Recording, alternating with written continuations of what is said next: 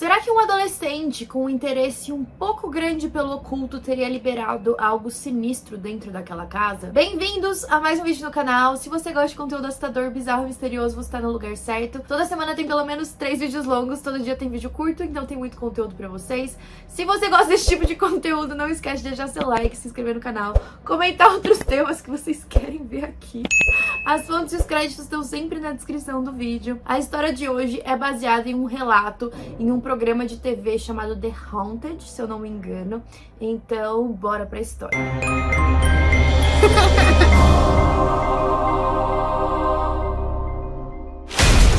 Uma mãe solo chamada Debbie e seus 3 filhos chegaram em uma casa rural que eles tinham alugado em uma cidade chamada Zieglersville, que fica na Pensilvânia. A cidade é bem antiga, assim como a casa. Os fatos aconteceram em 2009. A Debbie tinha demorado bastante tempo para juntar dinheiro suficiente para pegar uma casa grande na cidade, já que agora a filha dela ia morar junto com ela e os 2 netos também. A casa já tinha 150 anos e era a primeira vez que ela tinha uma casa que era realmente dela. Com ela moravam o filho David, de 28 anos, a filha Jodie, de 26, os 2 filhos da Jodie, chamados Zoe, de 5 anos, e Craig, de 7, e o outro filho da Debbie, chamado Nick, de 17. Eu sei que são vários nomes, tá? Vou tentar explicar de uma forma que dê pra saber quem é quem. Todos amaram a casa e a Debbie passava grande parte do tempo dela trabalhando como assistente social em um hospital psiquiátrico. Então ela passava o dia todo lá, mas o restante do tempo em que ela podia estar em casa, ela queria passar reformando ela. Ela não via a hora de começar, porque ela queria remodelar a casa toda. Ela não queria mais aquele aspecto de casa antiga. O David, apesar de ter gostado da casa do lado de fora, assim que ele entrou, imediatamente ele sentiu algo estranho. Ele sentiu um ar pesado, a ponto do irmão dele, o Nick, perguntar se estava tudo bem. E aí a Jodie sugeriu que eles abrissem algumas janelas para entrar um ar e mudar aquela atmosfera. Mas conforme os dias iam se passando, o David ia ficando cada vez mais incomodado. No início pareciam pequenas brincadeiras de criança. Às vezes ele estava andando pelo corredor e ele viu uma bolinha andando em direção a ele, rolando assim. Ele imaginou que era só a Zoe, então ele pegou a bolinha e foi até o quarto dela para procurar ela e eles brincarem. Só que a Zoe não estava nem no quarto naquele momento. Enquanto isso, a Debbie continuava na missão de tentar reformar a casa. Como a casa era bem antiga, ela tinha vários problemas elétricos e também no encanamento. Então virava e mexia, as luzes piscavam e tinha um quarto em específico que a luz ficava piscando o tempo todo. Eu já aviso vocês que essa é uma típica história de uma família que muda para uma casa nova e começa a presenciar eventos paranormais com alguns detalhes diferentes. No próximo mês, além do David, a Debbie também percebia que objetos que ela colocava em algum lugar de repente apareciam em outro, sem mais nem menos, a ponto de literalmente eles terem acabado de colocar um papel em cima da mesa, se virar e o papel tá na estante do outro lado do cômodo. E o Nick, o adolescente de 17 anos, começou a ficar meio estranho. Teve um dia que a Debbie estava ouvindo uma música muito alta vindo do quarto dele e ela não aguentava mais, todo dia ele fazia a mesma coisa, então ela abriu a porta do quarto com o intuito de desligar aquele rádio. Assim que ela entrou no quarto do Nick, ela notou que tinha um pentagrama preto pichado na parede. Desde a mudança, o Nick começou a ficar com um temperamento diferente, ele estava guardando muitos segredos. Ele estava bem distante, ele não contava mais as coisas pra mãe e também era meio rebelde. E aí a Debbie decide olhar pelas coisas dele, principalmente dentro da mochila, e descobre que ele tá guardando um livro sobre bruxaria. E aqui um ponto muito importante, existem várias religiões diferentes e esse vídeo não tem o intuito de mostrar nenhum tipo de preconceito com relação a alguma religião, mas nesse caso em específico a gente tava falando de um lado ruim dessa tal bruxaria, tá? Porque cada um leva pra um lado diferente, é claro. E aí a Debbie chegou a confrontar o Nick perguntando o que tava acontecendo com ele, o que era aquele livro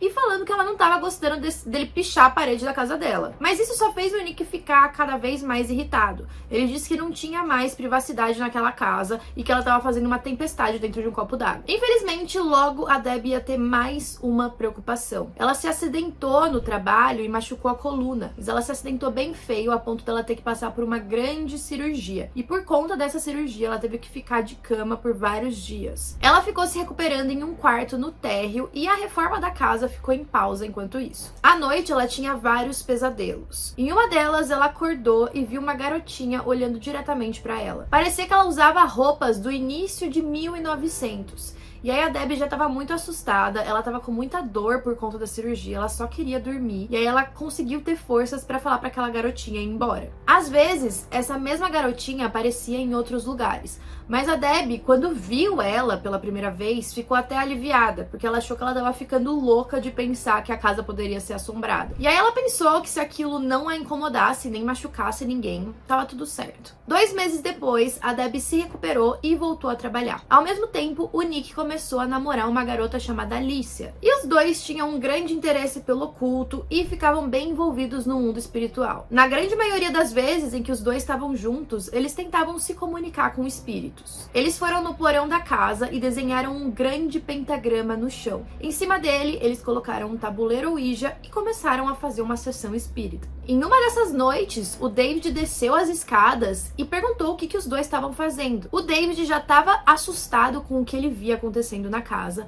O Nick tinha mudado e agora ele ficava fazendo um tipo de ritual com um monte de vela. Além disso, ele ficava desenhando pela casa toda. Então o David falou que ele queria que acabasse todos aqueles rituais e aquelas sessões. O Nick não achava que aquilo tinha problema, mas assim que o casal saiu do porão, o David encontrou pentagramas desenhados pelo cômodo todo e decidiu não contar aquilo pra mãe, pra não deixá-la ainda mais estressada e incomodada com o pós-cirurgia. Mas o Nick não ia parar. Já que ele não podia mais fazer aquelas sessões na casa dele, os dois iriam pra algum lugar tranquilo onde eles não fossem incomodados. E qual o melhor lugar pra isso? É claro que eles foram até o cemitério. Em uma das sessões, de acordo com o Nick, uma sombra apareceu e começou a andar em direção a eles. Os dois ficaram muito assustados, e nesse ponto que eu não entendo, a intenção deles era se contatar com espíritos. E aí na hora que eles conseguem, eles ficam com medo, tipo, qual é o ponto de você querer fazer isso então? Na hora que acontece, você sai correndo? Mas enfim, eles foram até o carro, foram dirigindo em alta velocidade até a casa da mãe, e quando eles chegaram lá, eles entraram dentro e olharam pela janela. Eles viram que aquela mesma sombra estava do outro lado da rua. Pra eles, aquilo parecia impossível. Se fosse uma pessoa, não teria como ela ter alcançado os dois tão rápido. Afinal, a pessoa estava a pé e eles estavam de carro. O David estava em casa, e aí o Nick contou o que tinha acontecido e que tinha uma pessoa parada do outro lado da rua. Quando o David olhou pela janela, ele percebeu o que realmente tinha. E ele falou, bom, eu vou lá ver o que ele quer. Mas assim que o David atravessou a rua e chegou lá, não tinha ninguém. Quando ele voltou pra casa, o Nick estava branco e contou pro David o que tinha acontecido. Nessa hora, ele decidiu que ele precisava contar pra Debbie o que estava rolando. A Debbie já tinha deixado claro que não queria nenhum dos filhos perto de um tabuleiro Ouija. E aí o David encontrou o tabuleiro que o Nick estava usando e jogou no lixo do lado de fora da casa. Mas apesar das broncas que o Nick tinha recebido, ele não ia parar. Nos próximos dias, ele continuou brincando com aquele tabuleiro. O David, quando viu ele de novo fazendo aquilo, ele perguntou onde que ele tinha encontrado aquele tabuleiro, porque ele tinha jogado no lixo. E o Nick falou, por que você tá falando? Ele tava no mesmo lugar de sempre. E aí o David decidiu tomar uma atitude mais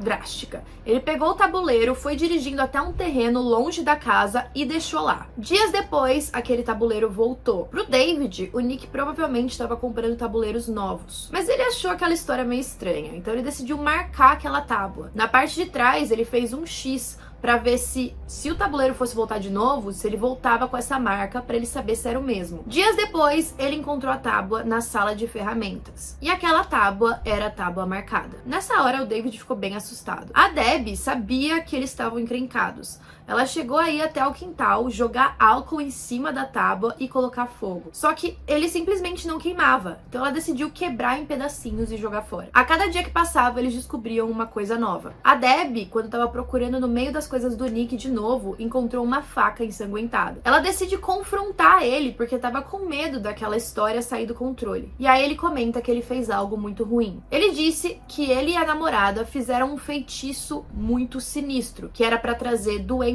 má sorte e morte. Só que esse feitiço pedia sangue, então eles fizeram um sacrifício animal. O Nick contou tudo isso pra mãe e essa foi a última gota pra ela. Ela decidiu procurar ajuda pra ele e colocá-lo em algum lugar que pudesse pudesse auxiliá-lo nesse processo. Então ele ficou internado em uma instituição. Agora, com o Nick fora de casa, a Zoe e o Craig, os netos da Debbie, não precisavam mais dividir o mesmo quarto. Então a Zoe foi dormir no quarto do Nick. Na primeira noite, a Zoe acorda e vê um garoto olhando pra ela através da janela. Ele sorri de uma forma sinistra. Ela ficou bem assustada e desceu correndo as escadas pra contar pra avó e pra mãe o que ela tinha visto. Ela disse que tinha um garoto chamado Jacob na janela. E ela não quer voltar pra aquele quarto de jeito nenhum. As duas tentam conversar com a Zoe e tentam convencê-la de que ela provavelmente só teve um pesadelo, mas não adianta. Então, a medida que elas tomam é trocar a Zoe e o Craig de quarto. Agora, quem vai dormir no quarto do Nick é ele. Algumas noites depois, sem nenhuma intercorrência, a Debbie vai checar o Craig e percebe que o cobertor dele tá jogado atrás do armário. E aí ela pergunta pra ele por que ele fica jogando o cobertor ali. E aí o Craig responde: ele fica tirando meu cobertor toda noite. E aí a Debbie pergunta quem, e ele responde: o Jacob. Agora, a Zoe e o Craig estavam falando o mesmo nome de um garotinho que tava ali. Nas próximas noites, o Craig não ia ter paz. Ele dizia que o Jacob ficava voltando, tirando o cobertor dele e jogando os pertences dele ou atrás do armário ou embaixo da cama. E em algumas noites, ele até acordava gritando. E aí o David, que tava sabendo de toda aquela história, decide pegar o notebook e colocar no quarto do Craig pra ver se ele pegava alguma coisa em vídeo do que tava rolando. Em uma dessas noites, ele consegue ver algo puxando o cobertor do Craig, mas ele não conseguia ver o quê. A câmera também tava apontando pra entrada, a porta de entrada.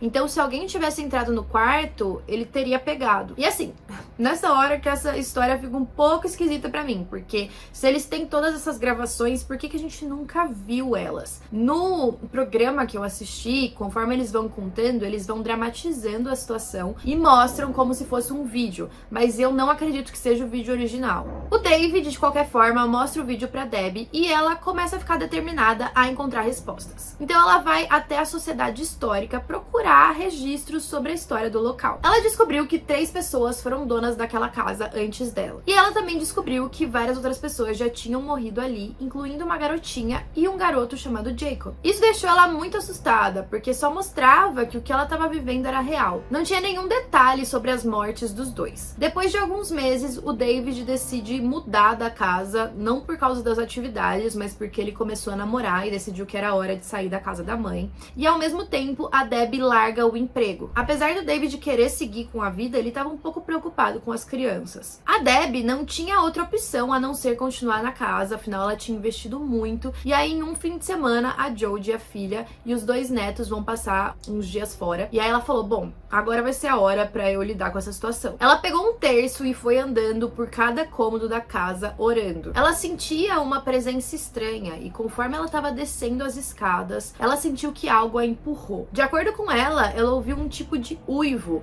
Ela foi arranhada e depois empurrada. Naquele fim de semana que ela estava sozinha, ela ficou muito assustada, então ela decidiu fazer as malas e passar uns dias fora em algum hotel ou na casa de familiares até a filha voltar. Até que finalmente ela toma a atitude de conversar com um padre de uma igreja local que topa ajudar. Ele foi um dia abençoar a casa e enquanto ele estava fazendo isso, a Debbie passou mal. O padre acreditava que ela estava sendo atacada e pediu para ela rezar junto com ele. Com o tempo ela foi melhorando e os dois foram terminando de passar pela casa rezando. Pela primeira vez, tudo parecia normal. Ela finalmente se sentiu confortável de chamar amigos para ir fazer uma visita. Ela não ouvia mais aqueles passos, as portas abrindo, nada. E aí, em um dia, numa visita de amigos, ela comentou das coisas que estavam acontecendo e ela tinha um amigo em específico que era bem cético. Ele falou que fantasmas não existiam, que é claro que as coisas pararam, afinal, isso nem existe. Ele chegou até a falar que ele ia provar que nada daquilo existia. A Debbie avisou pra ele não fazer aquilo. Então ele pegou o celular e decidiu descer as escadas do porão e começar a chamar por esses espíritos. Ele ria e debochava e começou a tirar várias fotos com flash pra ver se alguma coisa aparecia. Conforme ele foi vendo as fotos, ele percebeu que tinha algo no reflexo da janela. Era uma foto bem sinistra. Ele então saiu correndo pro andar de cima. Depois que a Debbie viu aquela foto, ela sabia que aquilo tinha voltado. Foi aí que ela contatou uma sociedade paranormal do leste da Pensilvânia e o dono era um ex-policial chamado Bill Ku. Ele concordou com a equipe dele de fazer uma investigação no local. A intenção dele era desmascarar aquela história. E de acordo com ele, ele coleta evidências usando métodos científicos. Então eles levaram equipamento de vídeo, foto, gravadores de áudio, câmeras infravermelhas, sensores de movimento, todo o esquema. Uma das atividades que eles conseguiram pegar na casa foi uma porta batendo sozinha. Eles tentaram recriar esse movimento para que acontecesse de novo, como se tivesse alguma brisa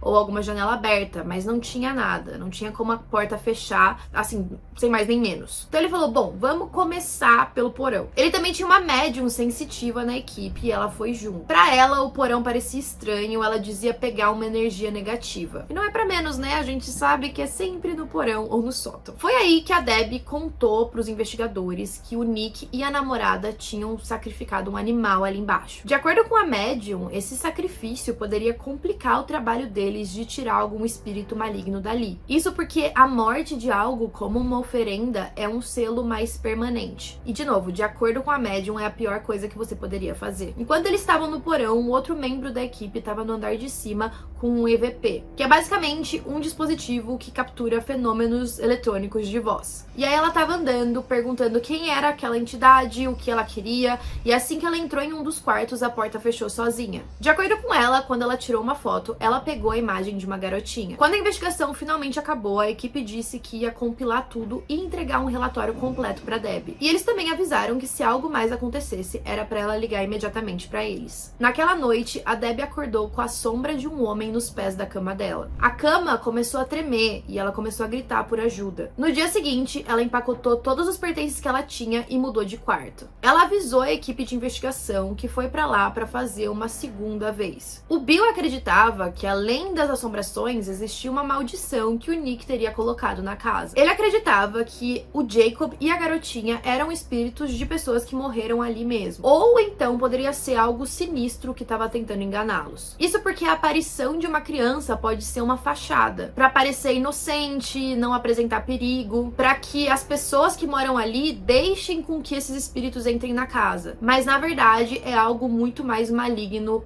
controlando aquilo. Dias depois, a equipe voltou para fazer uma última limpeza. E parecia ter funcionado. Durante 6 meses, nada aconteceu ali. E aí, depois desses 6 meses, o David foi fazer uma visita e ele vai até o porão e lá, enquanto ele tá mexendo nos pertences e fazendo outras coisas, ele encontra aquele antigo tabuleiro Ouija. Dessa vez, a Debbie não entra em contato com a equipe de investigação. Ela tá convencida de que ninguém pode fazer nada para ajudá-la. Semanas depois, quando ela tá sozinha, a atividade retorna. Uma porta fecha e ela sente uma forte dor no peito. De acordo com ela, ela sentia como se tivesse uma mão dentro do peito dela. Esse caso foi tão grave que assim que a Jodie, a filha da Debbie, chega em casa, ela leva a mãe pro hospital. Os médicos, sem surpresa nenhuma, não encontram nada de errado. Agora, Debbie estava preocupada com a segurança da filha dela e dos netos e decide pedir para eles saírem da casa e irem morar em outro lugar. E aí ela fica morando sozinha enquanto finalmente coloca a casa à venda. De acordo com ela, enquanto ninguém compra aquela casa, ela continua vendo objetos se movendo misteriosamente, vozes estranhas e portas que batem sozinha. Ela acredita que aquela maldição do filho de trazer má sorte, doença e morte pode se concretizar. Não fica muito claro se a casa já foi vendida, se não foi vendida, o relato acaba por aí. E eu tenho as minhas questões sobre esse caso.